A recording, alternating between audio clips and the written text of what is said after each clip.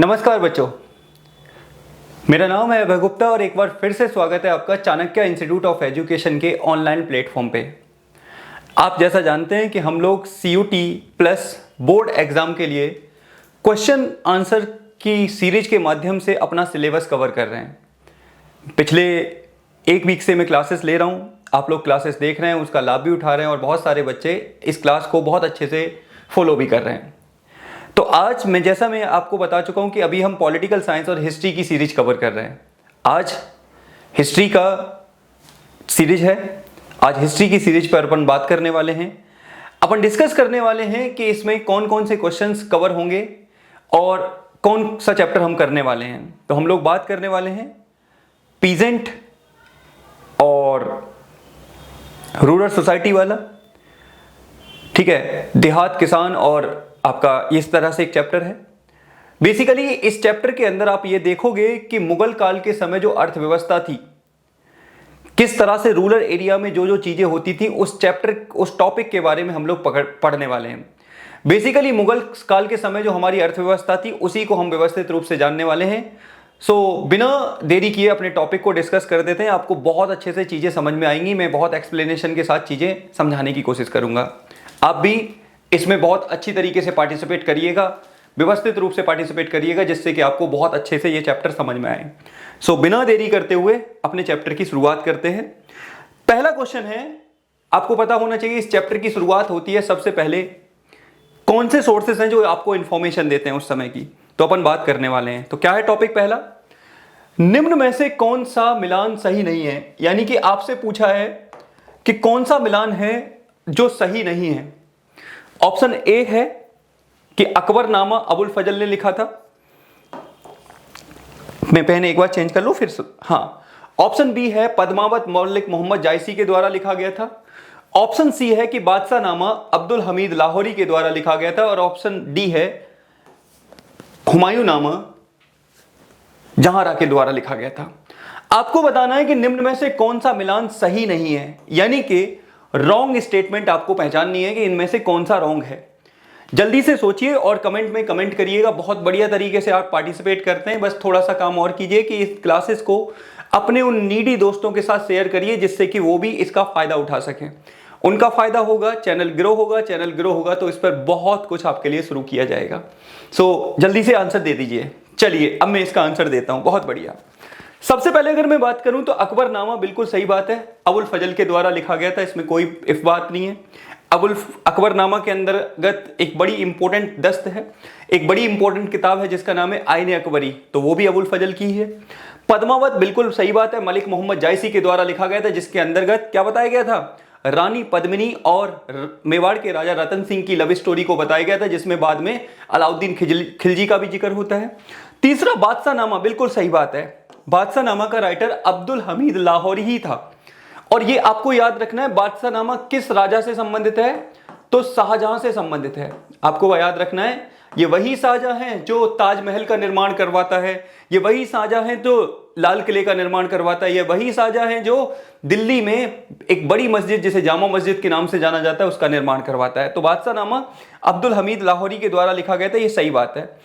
हुमायूं नामा ये थोड़ा सा गलत है, क्योंकि हुमायूं नामा को लिखने का काम गुलबदन बेगम ने किया था। किसने किया था? गुलबदन बेगम के द्वारा हुमायूं नामा लिखा गया था, जिसमें हुमायूं के शासनकाल की स्टोरी मिलती है। तो ये जो बोल रहा है हुमायूं नामा जहारा ने लिखा, जी नहीं, ये गुलबदन ने लिखा था। तो ये आपको याद रखना है। इसका आंसर क्या हो जाएगा?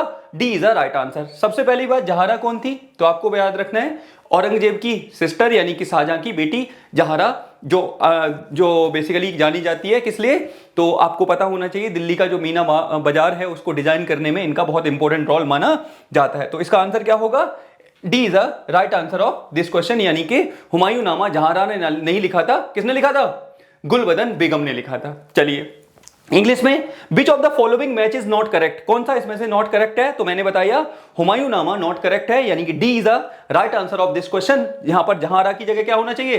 जल्दी बोलिए। तो यहां जहारा की जगह गुलबदन बेगम होना चाहिए, याद रहेगा। चलिए आगे बात करते हैं। अगला क्वेश्चन, मुजरियान शब्द निम्न में से सही परिभाषित करता है। यानी कि आप जब मुगल काल के टेक्स्ट पढ़ोगे, खास करके आईने अकबरी पढ़ोगे, तो बार बार एक मुजरियान शब्द आता है। आपसे पूछा है कि मुजरियान शब्द निम्न में से किस को परिभाषित करता है? क्या मुगल काल में लगने वाला कोई कर था? क्या कृषि व्यवस्था थी? क्या किसानों के लिए इस्तेमाल होने वाला शब्द था? क्या यह शब्द किसानों के लिए इस्तेमाल होता था? या फिर डी, इनमें से कोई नहीं। तो आपसे पूछा है कि निम्न में से मुजरियान शब्द को कौन सा सही परिभाषित करता है। मैं 2 सेकंड हट रहा हूं, आप लोग इसका आंसर पढ़िएगा और जरा बताइएगा कि मुजरियान शब्द मुगल काल में किसके लिए इस्तेमाल होता था। बिल्कुल सही बात है, बिल्कुल, बहुत बढ़िया, आप अच्छे से करिए। बिल्कुल, चलिए मैं आपको बताता हूं। तो देखिए, मुजरियान शब्द मुगल काल में ना कोई टैक्स था, ना कोई कृषि व्यवस्था थी और ना तो ये थी। तो क्या था? किसानों के लिए इस्तेमाल होने वाले शब्द को मुजरियान कहते थे। मुगल काल में याद रखिएगा, किसानों के लिए एक शब्द इस्तेमाल होता था जिसे मुजरियान कहा जाता था। आपको याद रखना है, मुगल काल में 2 कैटेगरी के किसान होते थे। एक होते थे खुदकास्ट। कौन से होते थे? खुदकास्ट, आपको याद रखना है। दूसरी कैटेगरी के किसान कौन थे? तो आंसर है कौन से थे? पाही कास्ट। अब ये खुदकास्ट वो किसान होते थे जो खुद की खेती पर, यानी कि खुद की कृषि पर, खुद की भूमि पर कृषि करते थे, जिनके पास अपनी खुद की लैंड होती थी, उस पर करने वाले, कृषि कार्य करने वाले किसानों को खुदकास्ट बोलते थे। जबकि पाही कास्ट वो थे, पाही कास्ट कौन थे? जो रेंट पर, यानी कि पट्टे पर बोलो या बटाई पर दूसरों से लैंड लेकर और उस पर किराएदार के रूप में काम करते थे, उनको पाही कास्ट कहा जाता था। और यह बात याद रखिए, किसानों के लिए मुगल काल में मुजरियान शब्द का इस्तेमाल किया जाता था, जिनकी 2 कैटेगरी थी। एक खुदकास्ट जो खुद के खेती पर काम करते थे, एक पाही कास्ट जो दूसरे के खेतों पर जाकर काम करते थे। तो इस तरह से 2 कैटेगरी किसानों की हुआ करती थी, खुदकास्ट और पाही कास्ट। आई थिंक इतनी बात आपको समझ में आ गई होगी।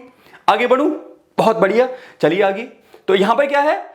Which of the following correctly define the word मुजरियान? तो मुजरियान को कौन सा वर्ड करेक्टली डिफाइन करता है? The word use for the peasant या फिर word use for the farmers. जो शब्द फार्मर्स के लिए इस्तेमाल होता था उसी को मुजरियान शब्द कहते थे। और मुजरियान 2 टाइप के होते थे, खुदकास्ट एंड पाही कास्ट। सो आई थिंक ये मेरी बात समझ में आ गई होगी आपको। अगला, निम्न में से किसके द्वारा पंजाब वाले क्षेत्र में शाह नहर बनाई गई थी? आपको पता होना चाहिए कि पंजाब वाले क्षेत्र में एक बहुत इंपॉर्टेंट नहर बनाई गई थी और इस इंपॉर्टेंट नहर का नाम था शाह नहर।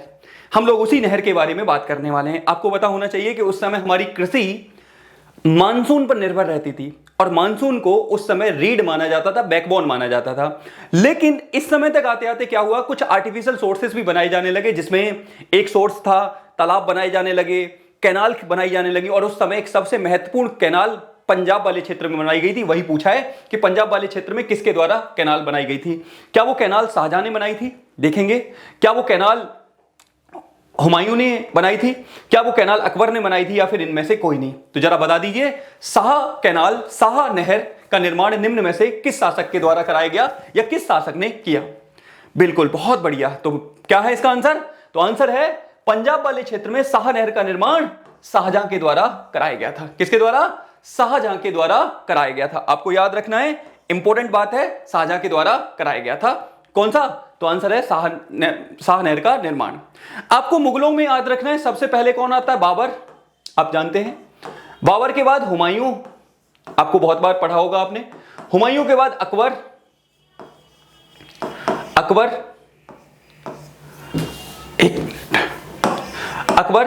अकबर के बाद जहांगीर, और जहांगीर के बाद कौन आता है? शाहजहां, और शाहजहां के बाद कौन आता है? औरंगजेब, और औरंगजेब के बाद ही मुगलों का पतन होना शुरू हो जाता है। आजकल आपको देखा होगा कि आपके देश में औरंगजेब को लेकर काफी कंट्रोवर्सी देखने को मिल रही है। महाराष्ट्र वाले क्षेत्र में समाजवादी पार्टी के एक एमएलए हैं, अबू करके नाम है, मैं भूल रहा हूं उनका नाम।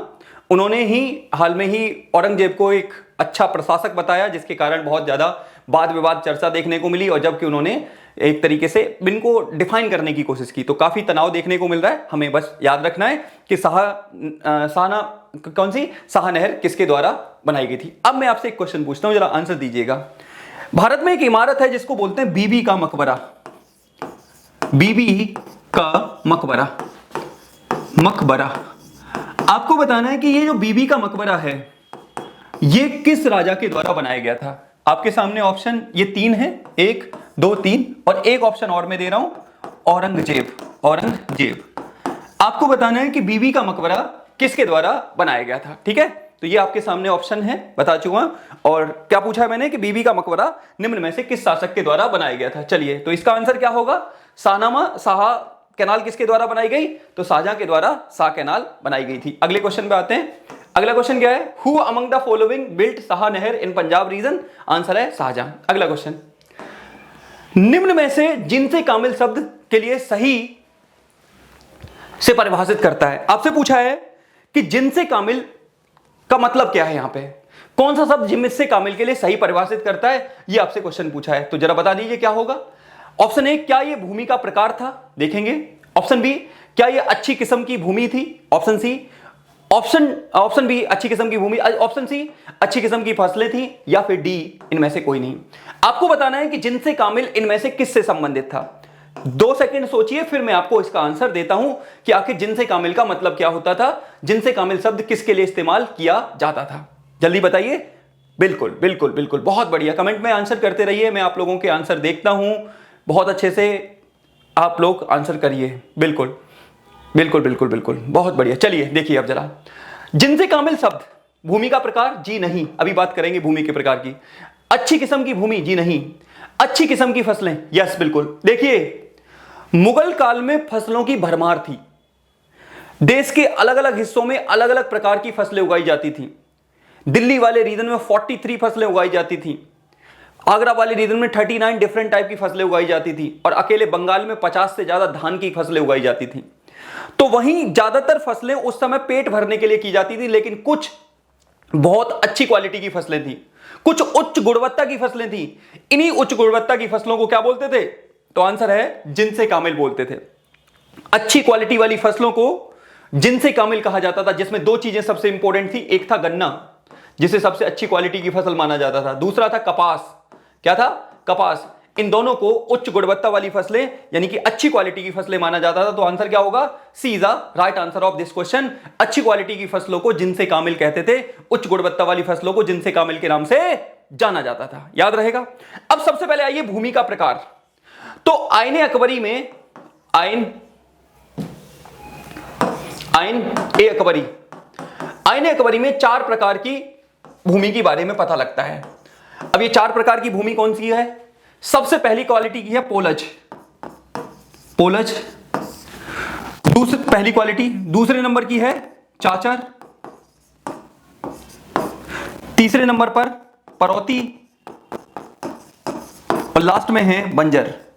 यानी कि मुगल काल में ये 4 प्रकार होते थे भूमि के, पोलज, परौती, चाचर और बंजर, जिसमें सबसे अच्छी क्वालिटी की होती थी पोलज, जिस पर साल में हर साल फसल उगाई जाती थी। हर साल फसल उगाई जाती थी, इसको खाली नहीं छोड़ा जाता था। तो इस तरह से 4 प्रकार की भूमि हुआ करती थी। किस काल में? तो आंसर है मुगल काल में। तो क्वेश्चन नंबर 4 का आंसर क्या होगा? अच्छी किस्म की फसलों को क्या बोलते थे? जिनसे कामिल कहा जाता था। तो यहां पे इंग्लिश में पढ़ लीजिए, which of the following correctly define the term जिनसे कामिल? Your answer is good quality of crops. Good quality of crops को जिनसे कामिल के नाम से जाना जाता था। चलिए अगले क्वेश्चन पर, अगले क्वेश्चन पे आते हैं। क्वेश्चन नंबर 5 देखिए क्या है। क्वेश्चन नंबर 5 क्या कहता है? निम्न में से कौन सा कथन सही नहीं है? आपको बताना है कौन सा कथन सही नहीं है। ऑप्शन ए, 17वीं सदी में कई फसलों का आगमन हुआ भारत में, ऐसा बोल रहे हैं। ऑप्शन बी, इस दौर में कृषि मुख्य रूप से कारखानों की जरूरतों को पूरा करना था। यानी कि 17वीं सदी में यूरोप वाले क्षेत्र से भारत में कई फसलें आई थी, पहला स्टेटमेंट। दूसरा बोल रहा है कि इस समय भारत में फसलों का मुख्य उद्देश्य क्या था? कारखानों की जरूरतों को पूरा करना। आपको बताना है निम्न में से कौन सा कथन सही है। ऑप्शन ए केवल एक, ऑप्शन बी केवल 2, ऑप्शन सी 1 और 2 दोनों, ऑप्शन डी इनमें से कोई नहीं। जल्दी से आंसर दे दीजिए। इसका आंसर क्या होगा? मैं थोड़ा सा साइड में हो रहा हूं, आप लोग आंसर देंगे। बहुत बढ़िया, बिल्कुल बिल्कुल, अच्छे से ट्राई करिए। कोई बात नहीं, गलत होगा लेकिन इसके बाद फिर गलत नहीं होना चाहिए। जब आप इसे बोर्ड में अटेम्प्ट करो, सीयूटी में अटेम्प्ट करो, कहीं और अटेम्प्ट करो, तब गलत नहीं होना चाहिए। याद रखिएगा अच्छे से। तो क्या होगा? निम्न में से कौन सा कथन सही है? तो क्या होना चाहिए इसका आंसर? 17वीं सदी में कई फसलों का आगमन हुआ, बिल्कुल सही बात है। हमारे पूर्वज कई फसलें नहीं उगाते थे। पपाया, आलू, पटेटो, मिर्ची, अनानास, पाइनएप्पल, ये सारी फसलें बाहर से आई थी और इस समय तक आते आते भारत में प्रचलित हो गई थी। तंबाकू, इस समय तक आते आते ये सारी फसलें भारत में अच्छे खासे रूप में प्रचलित हो गई थी। वही यहां पर बात की जा रही है। दूसरा, इस दौर में कृषि मुख्य रूप से कारखानों, जी नहीं, इस दौर में मुख्य रूप से स्टेपल क्रॉप्स उगाई जाती थी पेट भरने के लिए। इसका मतलब ये वाली स्टेटमेंट हो जाती है गलत। और पूछा है सही कथन कौन सा है, तो आंसर है केवल एक सही कथन है, यानी कि भारत में 17वीं सदी तक आते आते बहुत सारी फसलें उगाई जाने लगी थी। और इसमें अच्छी क्वालिटी की फसलों को क्या बोलते थे, जल्दी लिख दो, बिल्कुल लिखो, जल्दी जल्दी जल्दी लिखो कमेंट बॉक्स में। जी हां, जिनसे कामिल, क्या बोलते थे, जिनसे कामिल। अगले क्वेश्चन पे आओ, क्वेश्चन नंबर 5 देख लीजिए यहां पर। Which of the following is correct statement? Option A, many crops were introduced in the 17th century. During this period, agriculture was mainly meet to the needs of the factories. जी नहीं, first option is right. तो option A is the right answer of question number 5. Question number 6 पे आइए। मुगल काल में ग्राम प्रधान को निम्न में से कहा जाता था। आपको बताना है निम्न में से मुगल काल में ग्राम प्रधान को क्या बोला जाता था। यूपीएससी 2014 का क्वेश्चन है, जिस साल आपको पता होना चाहिए टीना डावी यूपीएससी में रैंक बनाई थी, उसी टाइम पर यह क्वेश्चन पूछा गया था कि मुगल काल में प्रधान को निम्न में से क्या बोला जाता था। ऑप्शन ए, क्या मुजरियान बोलते थे। ऑप्शन बी, क्या जिनसे कामिल बोलते थे। ऑप्शन सी, मुकद्दम बोलते थे। ऑप्शन डी, अमला बोलते थे। जल्दी बताइए कि मुगल काल में ग्राम के प्रधान को क्या बोलते थे। बिल्कुल, बहुत बढ़िया। गलत नहीं होना चाहिए बाबू, क्योंकि गलत हुआ तो मार खा जाएंगे, ठीक है, क्योंकि गलत होने का मतलब फिर क्या है, फिर तो आपने पढ़ा ही नहीं है। चलिए ध्यान से सुनिए, और मैं बार बार बोलता हूं, कमेंट बॉक्स में अगर कोई बच्चा गलत बोल रहा है उस पर ध्यान मत दीजिए, क्योंकि देखो आप ध्यान दोगे बात बढ़ेगी, फिर फालतू में आपका ध्यान उस पर लगेगा। तो बोल रहा है बोलने दो, एक बार बोलेगा, 2 बार बोलेगा, मैं ज्यादा क्या करेगा, तो ब्लॉक करवा दूंगा, है ना, ब्लॉक करवा दूंगा। कुछ बच्चे नाम बदल के भी आते हैं, उनको बहुत ज्यादा अपना जेंडर बदलने का शौक है या कुछ और बनने का शौक है। बाबू जिसको जेंडर बदलने का और वो शौक है तो प्लीज जेंडर ही बदल लीजिए। जेंडर बदल के काम करेंगे तो आपका फ्यूचर ज्यादा ब्राइट रहेगा, आप कहीं पर भी अच्छे से कमा खा लेंगे। और जेंडर बनने का शौक है तो ज्यादा ही आपको जेंडर बदलने का शौक है तो किसी को घर बसाने में मौका दें, हेल्प करें उसको, जिससे कि वो भी अपना घर परिवार आगे बढ़ा सके। तो आप रियल हैं, पढ़ने आए हैं तो पढ़ने पे ज्यादा ध्यान दीजिए, ज्यादा अच्छा लगेगा आपको भी और मुझे तो बहुत अच्छा लगेगा। चलिए, मुगल काल में ग्राम प्रधान को निम्न में से कहा जाता था, क्या मुजरियान। जी नहीं, अभी मैंने बताया मुजरियान किसे बोलते थे, किसान। पीजेंट को मुजरियान बोलते थे, जिनकी 2 कैटेगरी होती थी, खुद कास्ट और पाही कास्ट। दूसरा, जिनसे कामिल, अच्छी क्वालिटी की फसलें, अच्छी क्वालिटी की फसलें, उच्च गुणवत्ता वाली फसलें। उच्च गुणवत्ता वाली फसलों को क्या बोलते थे, उच्च गुणवत्ता वाली फसलों को जिनसे कामिल। जी हां, मुकद्दम खूत, ये मुगल काल में ग्राम प्रधान को कहा जाता था। और ग्राम प्रधान बहुत इंपॉर्टेंट बॉडी होती थी। ग्राम प्रधान याद रखिएगा, पंचायत बुजुर्गों का जमावड़ा होता था, बुजुर्गों का समूह होता था, और इन्हीं बुजुर्गों के द्वारा गांव के प्रधान की नियुक्ति की जाती थी, जिसे मुकद्दम या खूत कहते थे। और ये मुकद्दम गांव के रिकॉर्ड देखता था, गांव से टैक्स कलेक्ट करता था और जो सामान्य व्यवस्था थी उसको मैनेज करने का काम करता था। यह व्यक्ति तब तक अपनी पोस्ट पर बना रहता था जब तक इसे उन जो पंचायत के हेड हैं, जो पंचायत के बुजुर्ग हेड हैं, उनकी सहमति तक ये अपनी पोस्ट पर बना रहता था। तो आंसर क्या होगा, क्वेश्चन नंबर 6 का आंसर क्या होगा, मुकद्दम। यानी कि मुगल काल में ग्राम प्रधान शब्द का इस्तेमाल किसके लिए किया जाता था, ग्राम प्रधान के लिए। तो आंसर है मुकद्दम शब्द का इस्तेमाल किया जाता था। अगले क्वेश्चन पे आइए, अमला क्या होता है। अमला ब्रिटेन काल के दौरान एक अधिकारी था जो रेवेन्यू कलेक्ट करने में हेल्प करता था जमींदार की, याद रखिएगा, उसको अमला कहते थे।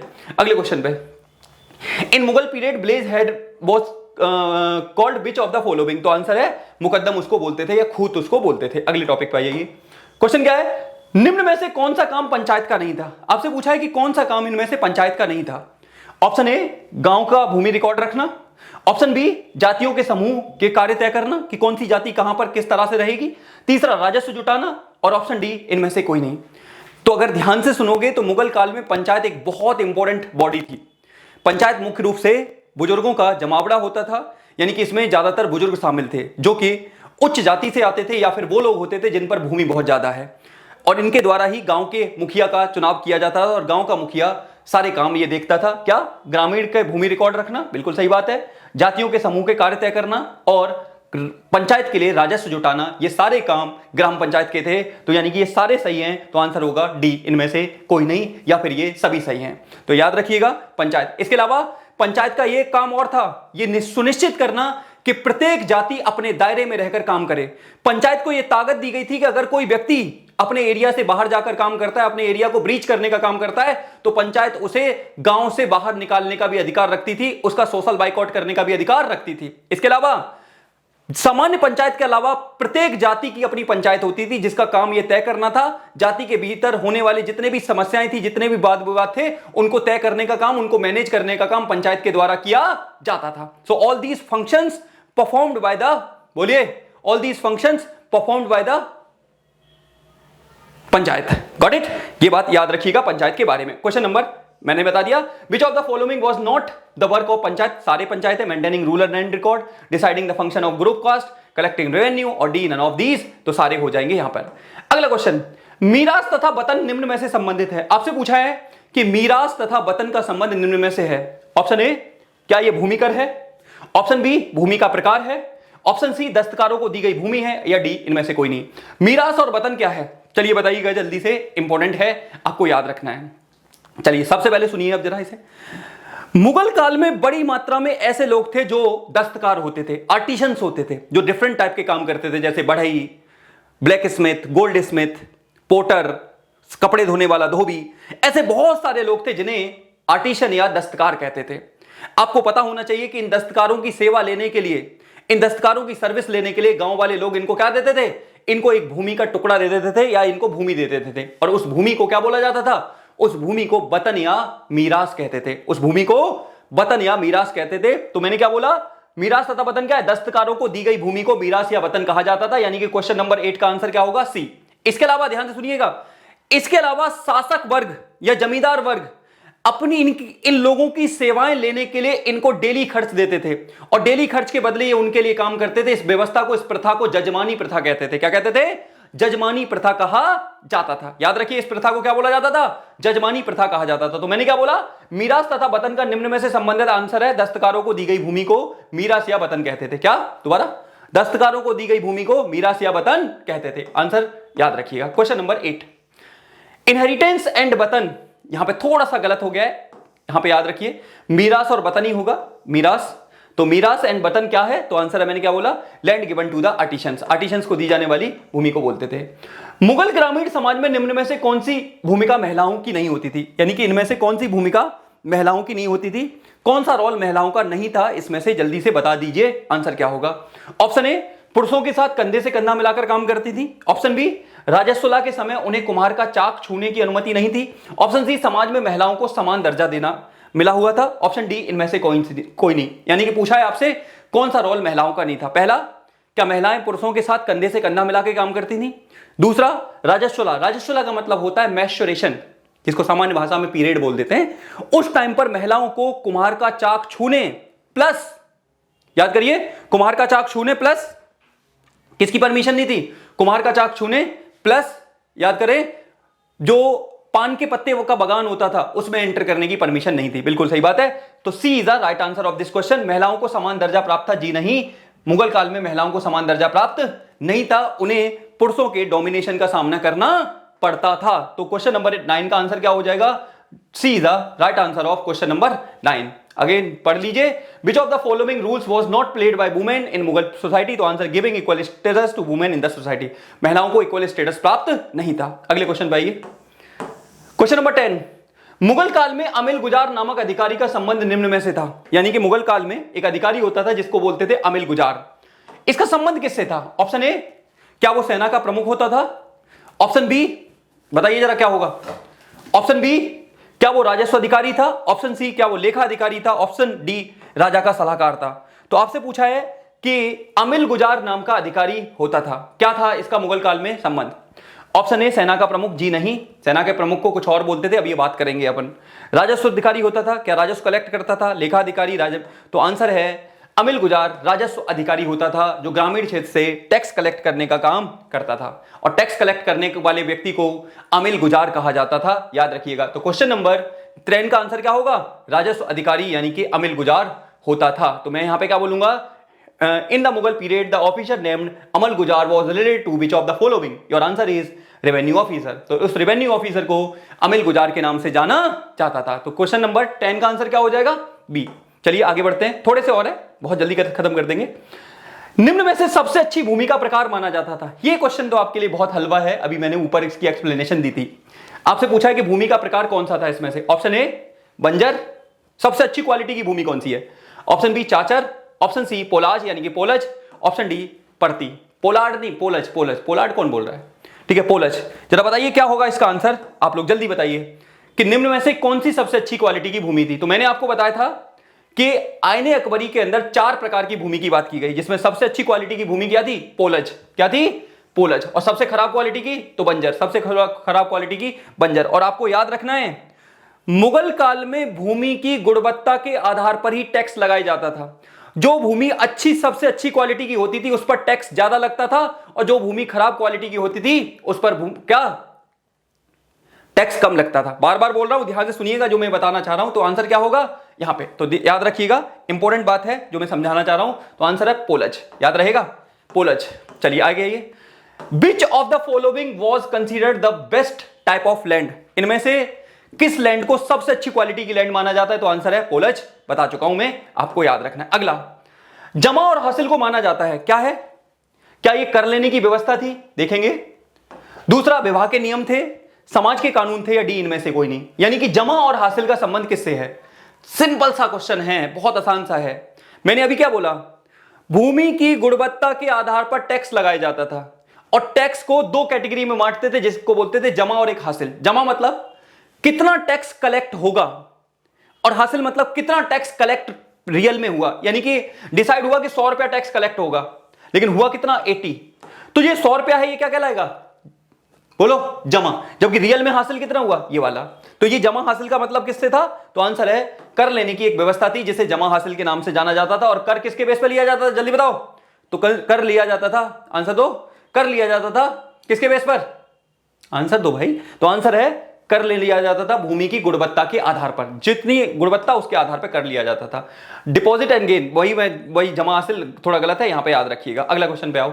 निम्न में से किसने कहा कि संपूर्ण विश्व की चांदी बहकर भारत में आ जाती थी। यानी कि आपसे पूछा है किस व्यक्ति ने यह कहा कि संपूर्ण विश्व की चांदी फ्लो करती हुई, जो सिल्वर था पूरे वर्ल्ड का, वो फ्लो करता हुआ इंडिया में आ जाता था। ऑप्शन ए मार्को पोलो ने कहा क्या, ऑप्शन बी जोबानी कारेरी ने कहा, ऑप्शन डी बर्नियर ने कहा, ऑप्शन सी बर्नियर ने कहा, ऑप्शन डी अब्दुल रज्जाक ने कहा। जल्दी बताइए किस व्यक्ति के द्वारा कहा गया कि विश्व भर का चांदी घूमकर सीधा इंडिया आ जाता था। तो ये स्टेटमेंट क्यों कही, जरा ध्यान से सुनना। हुआ क्या था, ये व्यक्ति आया भारत में, जोबानी कारेरी। इस व्यक्ति का कहना था कि भारत उस समय बहुत अच्छी क्वालिटी की गुड्स का व्यापार करता था, और इन व्यापार को करने के लिए, सामान खरीदने के लिए भारत का, यूरोप के देश भारत को किसमें पेमेंट करते थे, चांदी में पेमेंट करते थे। इसी वजह से ये चांदी दुनिया भर से घूमता हुआ भारत में पहुंच जाता था। ये बात कौन बोल रहा है, तो जोबानी कारेरी नाम का व्यक्ति ये बात बोल रहा है। ये बात दिमाग में रखिएगा।